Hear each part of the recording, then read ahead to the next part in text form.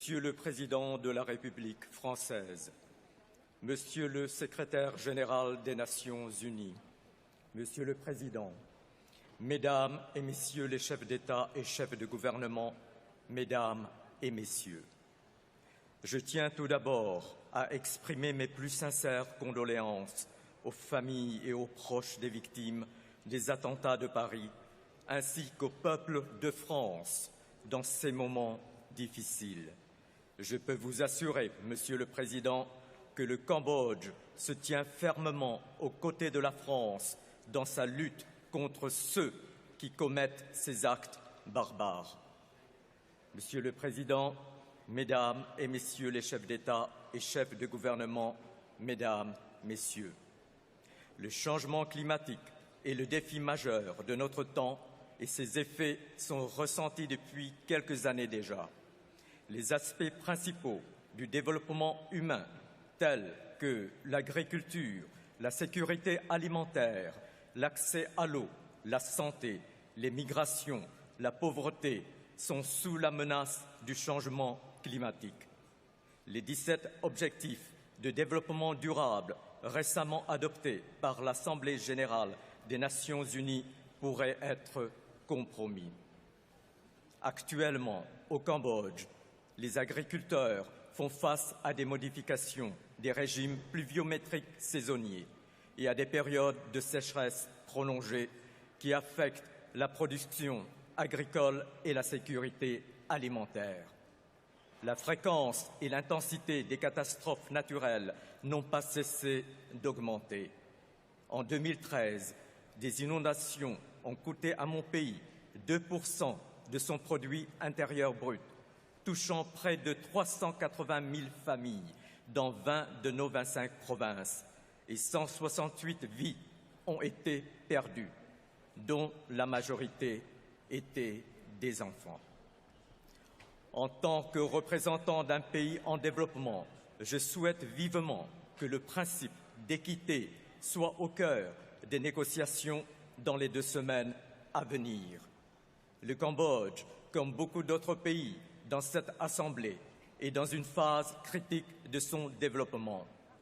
Nous devons simultanément nous attaquer à la pauvreté, faire croître notre économie, développer nos industries, améliorer la qualité de nos ressources humaines et des services sociaux, assurer notre approvisionnement énergétique et rester compétitifs dans un environnement régional et mondial ouvert.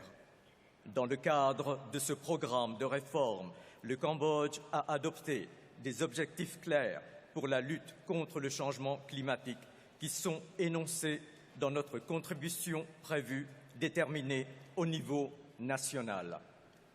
Une part croissante de nos ressources publiques a déjà été attribuée pour répondre au changement climatique. Cela démontre un haut niveau d'engagement malgré une très faible part du Cambodge dans les émissions de gaz à effet de serre. Cependant, nous ne pouvons pas atteindre seuls ces objectifs ambitieux. Des ressources financières et des transferts de technologies sont nécessaires pour que les pays en développement puissent jouer pleinement leur rôle dans la réponse au changement climatique. La capitalisation initiale du Fonds vert pour le climat, Green Climate Fund, est un signe encourageant. Cet élan doit être maintenu et accéléré au cours des prochains jours et étendu à d'autres instruments tels que le Fonds pour les pays les moins avancés. Des mécanismes appropriés seront également essentiels pour stimuler les investissements privés dans la recherche et dans les énergies renouvelables, l'efficacité énergétique, la protection des forêts, les infrastructures résilientes et autres technologies d'adaptation. Monsieur le Président, Mesdames et Messieurs, ces négociations sur le climat sont l'aboutissement d'un long processus, couvrant plus de 20 années. Au cours de cette période, nous avons rassemblé des preuves solides du changement climatique et de ses liens avec les activités humaines, constaté ses premiers impacts et la demande des populations pour des actions concertées et efficaces s'est manifesté partout dans le monde. La plupart des pays ici présents ont fait des promesses, mais nous savons que cela ne sera pas suffisant. Ces contributions initiales ne pourront pas maintenir le réchauffement climatique en dessous du seuil des 2 degrés C. Sortir de cette impasse est de notre responsabilité en tant que dirigeants.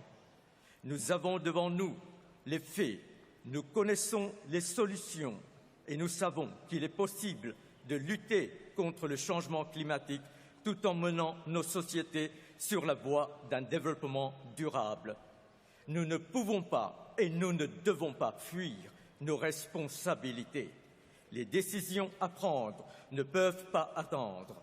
Notre réunion à Paris doit aboutir à un accord historique portant sur la réduction de l'émission des gaz à effet de serre par les pays développés et industrialisés et sur les engagements volontaires, financiers et technologiques pour les pays les moins avancés.